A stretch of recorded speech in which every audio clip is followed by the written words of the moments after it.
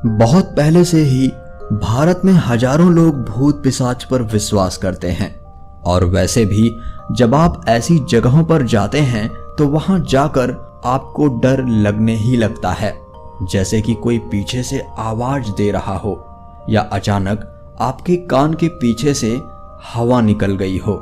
हम लोग बचपन से ही इन जगहों के बारे में काफी कुछ डरावनी कहानियां सुनते आ रहे हैं। हेलो दोस्तों, मैं हूं आपका दोस्त सूरज और आज मैं आपको ऐसी ही 7 जगहों के बारे में बताऊंगा जो भारत सरकार द्वारा बंद कर दिए गए हैं और इनके बारे में जानकर आप दंग रह जाएंगे, जहां जाकर निश्चित ही आपका दिल दहल जाएगा।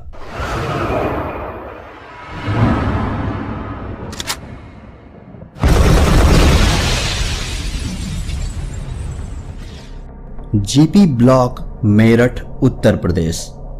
यूपी के मेरठ का जीपी ब्लॉक देश की बेहद डरावनी जगहों में से एक है। माल रोड पर स्थित यह इमारत भूत बंगले के नाम से फेमस है। ये बंगला भूत प्रेत के किस्से और कहानियों की वजह से बहुत मशहूर है। यह कभी इलाके की शान हुआ करता था, लेकिन आज ये बंगला डर और खौफ का नाम बन चुका है। चारों तरफ घना जंगल और बीच में 3 बंगले। इस बंगले के बारे में लोग अलग अलग तरह की बातें करते हैं। बंगले के बारे में कई बातें सामने आई हैं। कोई कहता है कि यहाँ लाल रंग की साड़ी पहने हुए एक औरत कभी बिल्डिंग के ऊपर तो कभी बिल्डिंग से बाहर आते हुए दिखाई देती है। कुछ लोगों के मुताबिक यहाँ 4 लड़कों को घर के अंदर टेबल पर एक धीमी मोमबत्ती की रोशनी में बियर पीते देखा जा चुका है। इन अजीबोगरीब घटनाओं के चलते लोगों ने अब इसके अंदर जाना छोड़ दिया है। ब्रजराज भवन, कोटा, राजस्थान। ब्रजराज भवन पैलेस। इस भवन की उम्र लगभग 178 साल है। सन 1980 में इस भवन को एक ऐतिहासिक होटल घोषित कर दिया गया। कहा जाता है कि इस होटल में मेजर बर्टन नाम का एक भूत रहता है, जो ब्रिटिश शासन काल में कोटा में सेवारत था और सन 1857 के विद्रोह के दौरान उसे भारतीय सिपाहियों ने मार दिया था। भारतीय सिपाहियों ने इस विद्रोह के दौरान मेजर के साथ उसके 2 बेटों को भी इसी बंगले में सेंट्रल हॉल में मार दिया था। कोटा की पूर्व महारानी का कहना है कि उन्होंने सन 1980 में मेजर को उसी हॉल में देखा था जहां उन्हें मार दिया गया था। अग्रसेन की बावड़ी, दिल्ली। अग्रसेन की बावड़ी राजधानी दिल्ली में कनॉट प्लेस से थोड़ी ही दूर पर स्थित है। महाराजा अग्रसेन ने 14वीं शताब्दी में इस बावड़ी का निर्माण करवाया था। इसकी लंबाई 60 मीटर और चौड़ाई 15 मीटर है।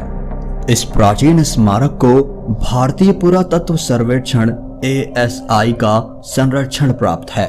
किसी जमाने में यह हमेशा पानी से भरी रहती थी, लेकिन अब यह सूख चुकी है। इसके बारे में प्रचलित है कि इसका काला पानी लोगों को सम्मोहित कर आत्महत्या के लिए उकसाता है। इसके तल तक पहुंचने के लिए 106 सीढ़ियां उतरनी पड़ती हैं। ASI के अधीन होने के बावजूद लोगों को इसके बारे में ज्यादा पता नहीं है। संजय वन, दिल्ली। साउथ दिल्ली के बीचों बीच बसे इस लगभग 10 किलोमीटर के जंगल में भरपूर हरियाली है। ये वन भूतों के लिए कुख्यात है क्योंकि इसके भीतर कई सूफी संतों की दरगाह है। यहाँ कई लोगों का कहना है कि उन्होंने बच्चों के रोने की आवाजें सुनी हैं। साउथ दिल्ली के पास के इलाकों में गिना जाता है और आधुनिक जीवन शैली के लोग भूत प्रेत जैसी बातों पर यकीन नहीं करते हैं, पर साउथ दिल्ली के बीच लगभग 10 किलोमीटर का यह जंगल इस बात को झूठा साबित कर देता है।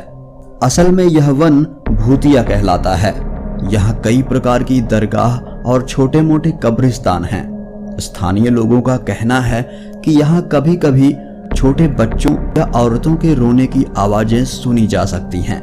बहुत से लोगों का कहना है कि यहाँ उन्होंने भूतों और चुड़ैलों को देखने के अलावा कई बार बच्चों के रोने और चीखने की आवाजें सुनी हैं। डुमास बीच, सूरत। गुजरात के सूरत में स्थित डुमास बीच किसी जमाने में हिंदुओं की अंतिम संस्कार की जगह हुआ करता था। लेकिन कुछ ऐसी भी आत्माएं होती हैं जो मोह और अत्यधिक लगाव की वजह से दुनिया को छोड़कर जा नहीं पाती। डुमास बीच पर ऐसी ही आत्माएं अपना डेरा जमाए रखती हैं। वहां जितने भी लोग आज तक गए हैं, सभी का यही कहना है कि वहां कुछ बहुत अजीब है, ऐसा जो दिखाई नहीं देता, सिर्फ महसूस किया जा सकता है। डुमास बीच पर जाने के बाद आपको घुटन होने लगेगी। हर समय यह महसूस होता है कि कोई आपके आसपास है, आपके साथ चल रहा है।